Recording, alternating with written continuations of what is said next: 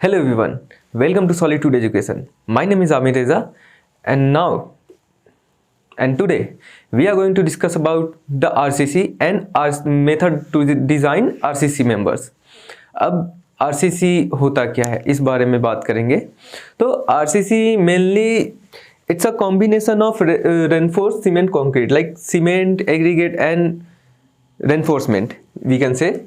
तो RCC का मतलब हो गया it is a combination of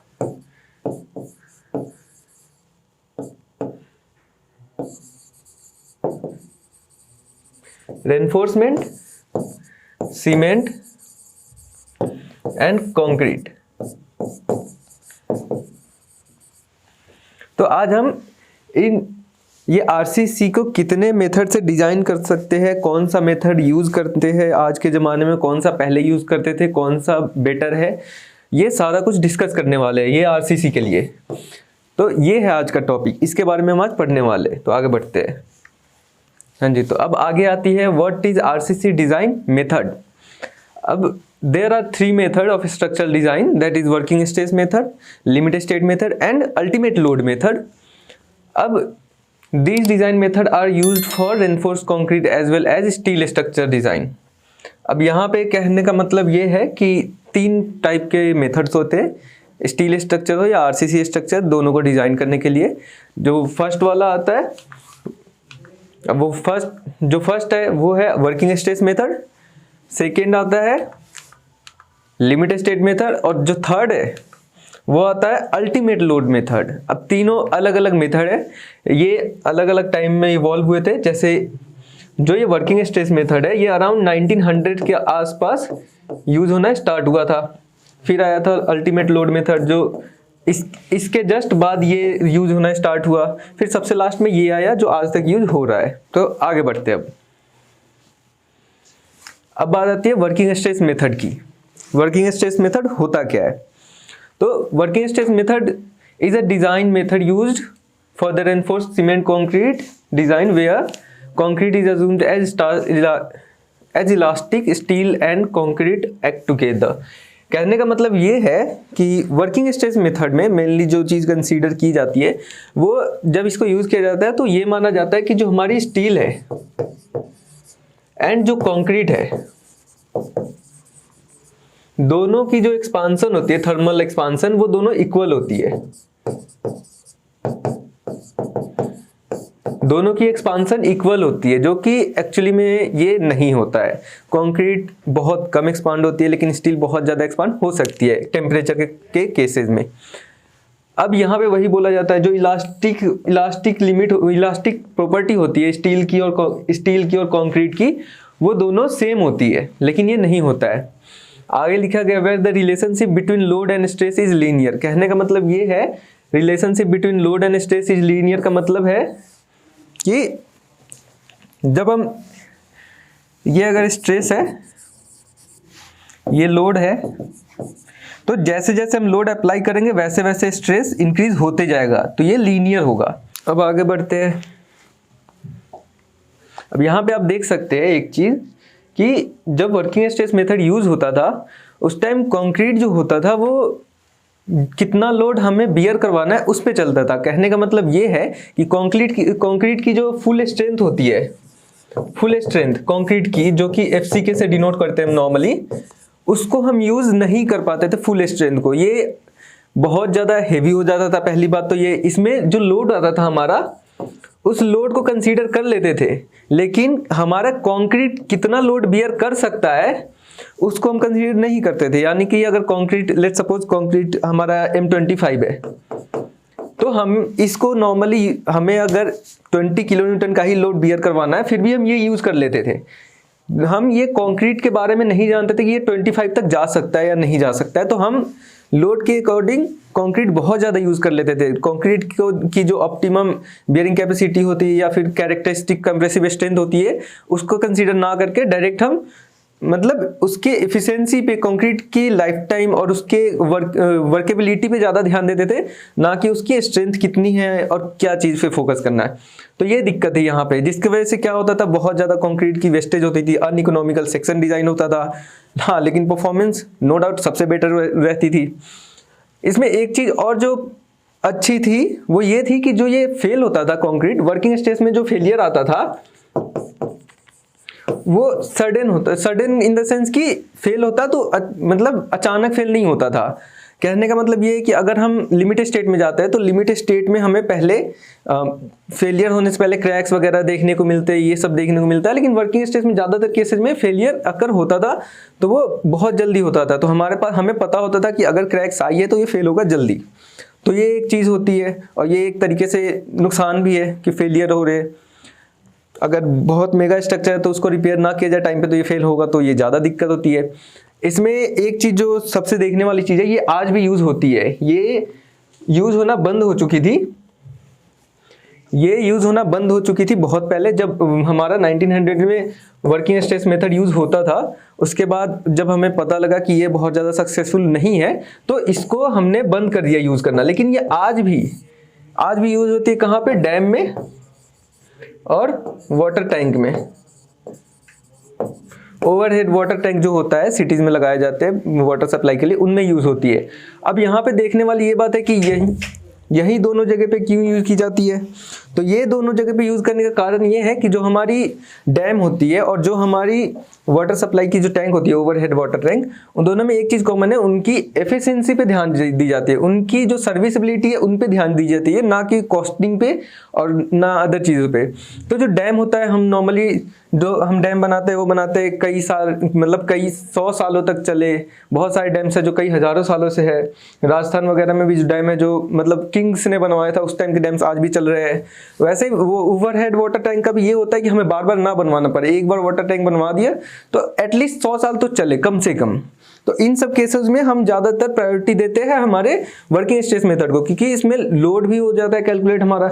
और सबसे बेटर जो चीज होती है यहाँ पे निकल के आती है इन दोनों के केसेस में, वो होती है कि यहाँ पे हमें बस कंसीडर करना होता है इनके लाइफ कितना दे पा रहा है, हमें वर्केबिलिटी कितनी मिल रही है, इन सब चीजों पे। तो आगे बढ़ते हैं। अब जैसा कि मैंने बताया था आपको कि ये कंक्रीट के मतलब ऑप्टिमम उसके जो कैरेक्टरिस्टिक्स होती है, स्ट्रेंथ होती है, उस पर नहीं डिजाइन की जाती है। तो नॉर्मली जो हम डिजाइन करते हैं वर्किंग स्ट्रेस मेथड को, वो इतने के लिए यूज करते हैं हम, इस वाले पार्ट के लिए, लीनियर वाले पार्ट के लिए। कहने का मतलब वही हो गया स्ट्रेस और लोड वाला कॉम्बिनेशन, जहां पे ये लोड होता था और ये स्ट्रेस होता था। तो यहाँ पे हम बस इतने पार्ट के लिए डिजाइन करते हैं। इतने पार्ट डिजाइन करने का मतलब हो गया कि हम ये वाली जो स्ट्रेंथ है इसके बारे में कुछ जानते ही नहीं थे कि ये है क्या, कंक्रीट में ऐसा कुछ होता भी है। हमें बस इतना पता था कि जैसे जैसे लोड इंक्रीज करेंगे स्ट्रेस इंक्रीज होगा, बस। इतने पार्ट के लिए हमने वर्किंग स्ट्रेस में डिजाइन किया मेथड, जिसकी वजह से ये वाला पार्ट नहीं जानते थे। नहीं जानने की वजह से क्या होता था, तो जो मटेरियल हमें यूज करना होता था, इतने के बाद भी कंक्रीट ये लोड बियर कर सकता है, लेकिन हम उसको कंसीडर नहीं कर रहे। तो अगर इससे एक्सेस लोड आता है तो इतना ही हमें और इंक्रीज करना होगा कंक्रीट। तो कंक्रीट मैसिव अमाउंट में यूज होता था, लेकिन आगे हम मतलब इसकी वजह से अनइकोनॉमिकल सेक्शन डिजाइन होता था ज्यादातर केसेस में, इसीलिए हमने इसको छोड़ दिया था यूज करना। अब आगे बढ़ते हैं। अब बात आती है अल्टीमेट लोड मेथड की, जो वर्किंग स्ट्रेस मेथड के बाद आई थी। The ultimate loads are obtained by increasing the working service load sustainability by some factor. The factors which are multiplied by the working load to obtain ultimate load are called as load factors. The load factor gives the exact margin of safety in terms of load. कहने का मतलब ये है इस वाले definition में, पहली बात तो ये आती है कि ये आई थी वर्किंग स्ट्रेस मेथड के बाद, जिसमें obtained by increasing the working service load, working/service load, sustainability by some factor, मतलब लोड और जो हमारी वर्किंग लोड्स है उनको इंक्रीज करके आती थी। दूसरी चीज, this factor which are multiplied by working load, ये क्या था यहाँ पे, फैक्टर से हम मल्टीप्लाई करते थे, जिसके बाद हमें मिलता था वर्किंग लोड। अब जो वर्किंग लोड मिल जाता था उससे अगर हमें अल्टीमेट लोड फाइंड आउट करना हो तो उसके लिए हम उसको लोड फैक्टर से मल्टीप्लाई करके तब हमें मिल जाता था हमें अल्टीमेट लोड। अब लोड फैक्टर का मतलब फैक्टर ऑफ सेफ्टी जिसको हम बोलते हैं नॉर्मली अपने लैंग्वेज में, अपने लैंग्वेज का बुक्स की लैंग्वेज में फैक्टर ऑफ सेफ्टी भी कहते हैं। अब लोड फैक्टर इस केस में, जैसे वर्किंग स्ट्रेस मेथड में हमने कोई भी लोड फैक्टर कंसीडर नहीं किया था, हम जो कंक्रीट की स्ट्रेंथ होती थी या फिर जो जितने भी हमें लोड बेयर करवाने हैं उसके हिसाब से हम कंक्रीट को डिज़ाइन करते थे। अब यहाँ पे क्या था, हम लोड फैक्टर को मल्टीप्लाई कर रहे थे अल्टीमेट लोड लाने के लिए। अब लोड फैक्टर इस केस में बहुत ज़्यादा होता था। अल्टीमेट लोड का मतलब है सेक्शन को हम यहाँ डिज़ाइन कर रहे हैं, इसके बाद फेलियर ही आएगा, फ्रैक्चर आएगा यहाँ पे जाके। तो हाईएस्ट पॉइंट पे हम कंक्रीट को डिजाइन कर रहे थे, इसके लिए सबसे ज्यादा फैक्टर ऑफ लोड आएगा या फिर बोल दे फैक्टर ऑफ सेफ्टी आएगा या लोड फैक्टर आएगा, जो भी चाहिए आपको। तो जो नॉर्मली मेरे को याद है जहां तक, यहाँ पे लोड फैक्टर हम नॉर्मली यूज करते थे 3 यूज करते थे, 3 पॉइंट समथिंग यूज करते थे कंक्रीट के लिए, और स्टील के लिए हम 2 यूज करते थे, 2.5 यूज करते थे स्टील के लिए, और कंक्रीट के लिए 3 यूज करते थे या 3 से ज्यादा। अब ये बहुत ज्यादा होता है अमाउंट, अगर हम मतलब नॉर्मली कंसीडर करें तो लोड को हम 3 से मल्टीप्लाई कर रहे हैं। ये कंक्रीट के जो लोड होती थी उसके लिए डिजाइन के टाइम यूज करते थे। अब ये दोनों फैक्टर ऑफ सेफ्टी यूज करने का मतलब हो गया कि हम कंक्रीट को यहाँ से उठा के, इस वाले पार्ट से उठा के सीधा यहाँ पुट कर रहे हैं। ये बीच का पार्ट अभी भी नहीं है, गायब है, ये अभी भी गायब है। अब इसको यहाँ से, यहाँ पे पहले हमारा वर्किंग स्ट्रेस मेथड था WSM जिसको बोलते हैं शॉर्ट फॉर्म में, वर्किंग स्ट्रेस मेथड हम यहाँ से यूज कर रहे थे यहाँ तक। अब यहाँ से उठाया हमने, इसको अल्टीमेट पे शिफ्ट कर दिया, यहाँ पे फैक्टर ऑफ सेफ्टी से मल्टीप्लाई करके। फैक्टर ऑफ सेफ्टी बहुत ज्यादा यूज इसलिए की जाती थी क्योंकि हम इसको अल्टीमेट लोड के लिए यूज करते थे। इसके बाद कंक्रीट बियर नहीं कर सकता है लोड, इसके बाद फेलियर आएगी, वो जैसे भी है। अब कहने का मतलब कहना ये था कि ये बहुत ज़्यादा नहीं चल पाया क्योंकि ये अल्टीमेट लोड के लिए होता, तो इसमें सडन फेलियर के चांसेस बहुत ज़्यादा होते थे, बहुत ज़्यादा सडन फेलियर हो सकते हैं। क्योंकि अगर मेरा कंक्रीट M25 का है और मैं उस पर M25 ही दे रहा हूँ, तो उसके बाद अगर थोड़ा भी लाइव लोड, जैसे हम कंसीडर करते हैं लाइव लोड इंक्रीज होते रहता है, डिक्रीज होते रहता है, अगर M25 से M30 हुआ तो ये फ्रैक्चर हो जाएगा सीधे। तो वो फ्रैक्चर नहीं रोक पाता था कंक्रीट बहुत ज़्यादा, मतलब एक लिमिट तक चलता था लेकिन बहुत ज़्यादा केसेस में ये सक्सेसफुल नहीं था। ये प्रॉब्लम होती थी जब हम वर्किंग स्ट्रेस से सीधे अल्टीमेट स्ट्रेस मेथड पे गए, अल्टीमेट लोड मेथड पे गए, सॉरी। तो इसकी वजह से ये भी बहुत ज़्यादा नहीं चल पाया था। इन सब को होने के बाद हमने इसको शिफ्ट किया था अपने नेक्स्ट वाले टॉपिक पे, जिसका जो है वर्किंग स्ट्रेस मेथड पे, सॉरी लिमिट स्टेट मेथड पे।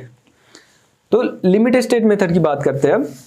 तो limit state method normally working stress method से ज़्यादा कुछ डिफरेंस नहीं है, बस फर्क ये है इसमें, यहाँ पे आप पढ़ सकते हैं, difference between working stress method and limit state method is, working stress method is an elastic design method where limit state method is plastic design method. Hence the moment rotation capacity of beam for example is utilized by making the design more economical। कहना यह है कि जो WSM था और LSM था, जो दोनों में बस फर्क ये है कि यहाँ पे जो भी हम लोड कंसीडर करते हैं वो फैक्टर ऑफ सेफ्टी से पहली बात तो मल्टीप्लाई होता है, और दूसरी बात जो हम कंक्रीट की और स्टील की वो थी थर्मल एक्सपांसन थी, वो अलग अलग मानते हैं। तो अलग अलग मानने का मतलब ये हो गया कि जो कंक्रीट है वो कम एक्सपांड होगा तो उसके लिए फैक्टर ऑफ सेफ्टी अलग आएगी, जो स्टील है वो ज़्यादा एक्सपांड होगा तो उसके लिए फैक्टर ऑफ सेफ्टी अलग आएगी। इसीलिए दोनों पार्ट अलग अलग डिज़ाइन होते हैं नॉर्मली केसेज में। ऊपर वाला कंप्रेशन जोन होता है, नीचे वाला टेंशन जोन होता है। तो ये भी बात आप ध्यान रखिएगा, ये पूछ सकता है कि बीम में अगर सिंगली रेनफोर्स्ड है और नीचे के साइड है रेनफोर्समेंट, तो टेंशन जोन कहाँ होगा और कंप्रेशन जोन कहाँ होगा।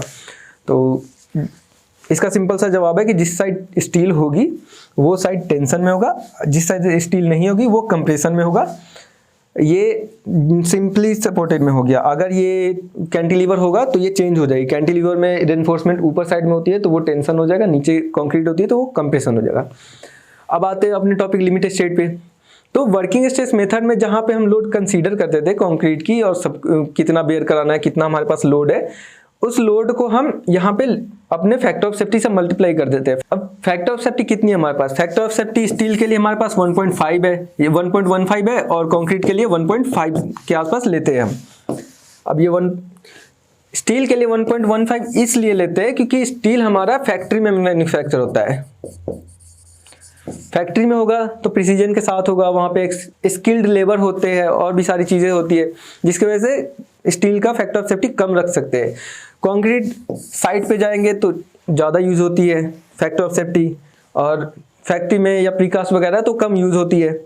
तो ये दोनों डिफरेंस है। उसके बाद जो लिमिटेड स्टेट और वर्किंग स्टेट में ज़्यादातर जो मेन डिफरेंस है वो ये है कि ये प्लास्टिक में डिज़ाइन होता है। ये बात आपको ध्यान रखना है। प्लास्टिक मतलब हो गया कि उस लिमिट के बाद भी आप लोड एक्सीड करेंगे तो वो चल जाएगा, एक लिमिट को वो एक मतलब लिमिट तक वो करेगा बियर। अब इलास्टिक और प्लास्टिक डिज़ाइन मेथड में अगर डिफरेंस बताऊँ मैं आपको एक कर्व बना के, तो सिंपल सा कर्व बनेगा, ज़्यादा कुछ वो नहीं है।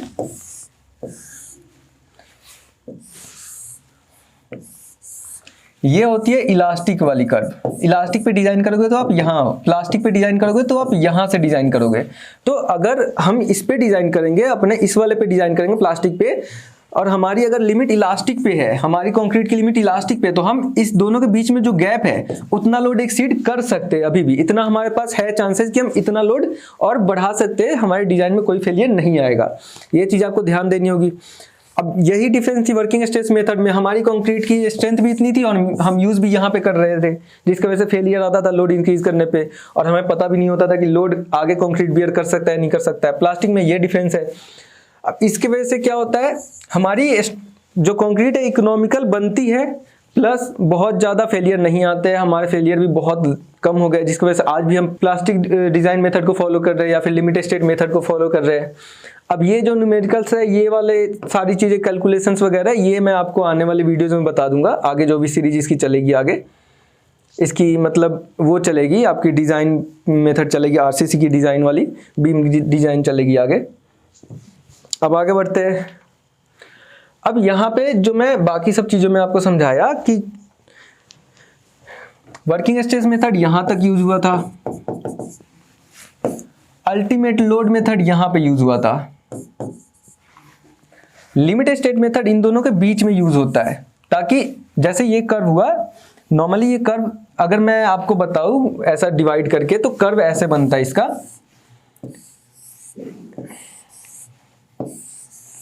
ये अल्टीमेट लोड पे चलता है, ये वर्किंग स्ट्रेस पे वर्किंग पे चलता है, वर्किंग पे चल रहा है, ये लिमिटेड स्टेट मेथड पे चल रहा है। तो यहाँ पे यूज करने का सबसे जो मेजर एडवांटेज हमें ये मिल जाता है कि हमारी कंक्रीट बच जाती है, सर्विसिबिलिटी ज़्यादा मिल जाती है। यहाँ पे कंक्रीट और सर्विसिबिलिटी दोनों मतलब कंक्रीट बहुत ज़्यादा नहीं लग रही थी, लेकिन लोड बहुत ज़्यादा अप्लाई हो रहा था, और लोड को हम अल्टीमेट लोड पे कंसीडर करने की वजह से कंक्रीट में फेलियर के चांसेस बढ़ जा रहे थे। यहाँ पे सर्विसिबिलिटी मिल जाएगी आपको, यहाँ भी मिल जाएगी, ये वाली लाइफ ज़्यादा देगी, लेकिन कंक्रीट बहुत ज़्यादा यूज़ होगी, जिसकी वजह से हमारी जो भी चीज़ हम कंस्ट्रक्शन कर रहे हैं वो इकोनॉमिकल नहीं होते। यहाँ पे हमें इकोनॉमिकल सेक्शन भी मिलता है और लाइफ भी मिल जाती है अच्छी खासी। तो ये फर्क होता है यहाँ पे आप देखेंगे तो। अब यही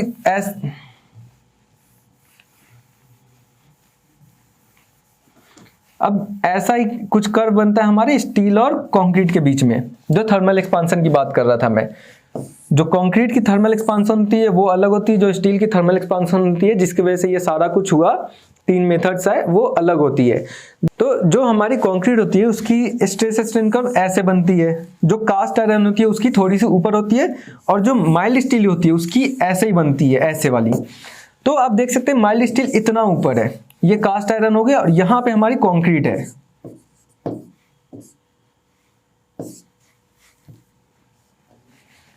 यहाँ पे हमारा कंक्रीट हो गया, यहाँ पे हमारा कास्ट आयरन हो गया, और यहाँ पे हमारी माइल्ड स्टील हो गई।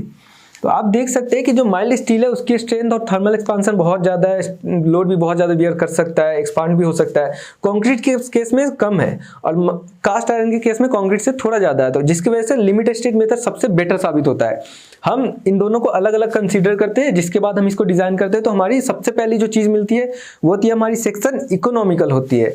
अब ठीक है, जब हम बड़े स्ट्रक्चर बनाते हैं, जैसे कोई बहुत बड़ी टावर हुई या फिर कोई बहुत बड़ी अपनी डैम हो गई, डैम मान लेते हैं, टावर नहीं, डैम और हमारे वाटर हेड का केस हमने देखा था, उस केसेस में हमें सर्विसिबिलिटी चाहिए होती है, लाइफ चाहिए होती है स्ट्रक्चर की, लोड के अकॉर्डिंग। हमें वो नहीं होता है कि हमें इकोनॉमिकल मिले ना मिले, वो कोई बहुत बड़ी इशू नहीं होती है, हमें बस लाइफ और सर्विसिबिलिटी देखनी होती है।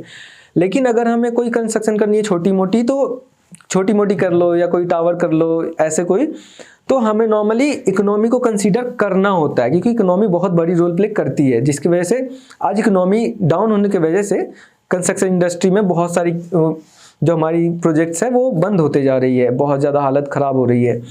इन सब चीज़ों को इकोनॉमी के आप नज़रिए से देखो तो आपको समझ में आएगा कि इकोनॉमी कितनी ज़रूरी है अपनी कंसीडर करनी कंस्ट्रक्शन के इंडस्ट्री में। इसके आगे बात करें तो बात ये है कि इन तीनों मेथड का तो पता नहीं, लेकिन 2 मेथड पे जो डिज़ाइन आने वाली है, वर्किंग स्ट्रेस मेथड का जो डिज़ाइन वाला पार्ट है वो आपको आने वाले कुछ दिनों में न्यूमेरिकल मिल जाएगा। साथ ही इसके बाद जो लिमिट स्टेट मेथड का डिज़ाइन वाला पार्ट है वो उसके ऊपर भी न्यूमेरिकल वर्किंग स्ट्रेस के बाद मिल जाएगा आपको। अल्टीमेट लोड मेथड का मैं ट्राई करूँगा कहीं से भी अरेंज करने का, अगर हो जाता है तो उसके ऊपर भी आपको 1-2 न्यूमेरिकल मिल जाएगी। ये सब चीज़ें आपको आने वाले टाइम में मिल जाएगी। तो ऐसे ही और वीडियोस देखने हो सिविल इंजीनियरिंग से रिलेटेड या किसी भी तरीके की आपके प्रिपरेशन कर रहे हो गवर्नमेंट जॉब की या सिविल इंजीनियरिंग से रिलेटेड फैक्ट्स वगैरह जानना हो, तो आप सॉलिट्यूड एजुकेशन को फॉलो कर सकते हैं। और आने वाले टाइम में हम आपको बेस्ट से बेस्ट चीज़ें देने की ट्राई करेंगे। और साथ ही आप हमारी प्ले स्टोर से ऐप डाउनलोड कर सकते हैं सॉलिट्यूड एजुकेशन की, जहाँ पे आपको सारे सॉफ्टवेयर मिल जाएंगे सीखने के लिए, और सारे वो भी ISO सर्टिफाइड। आपको वो चिंता नहीं करनी कि ISO सर्टिफाइड है नहीं, वो ISO सर्टिफाइड है। तो आप हमारी ऐप्स डाउनलोड कर सकते हैं, वहाँ पे सीख सकते हैं सारी चीज़ें। और मिलते हैं फिर नेक्स्ट वीडियो में, तब तक के लिए थैंक यू।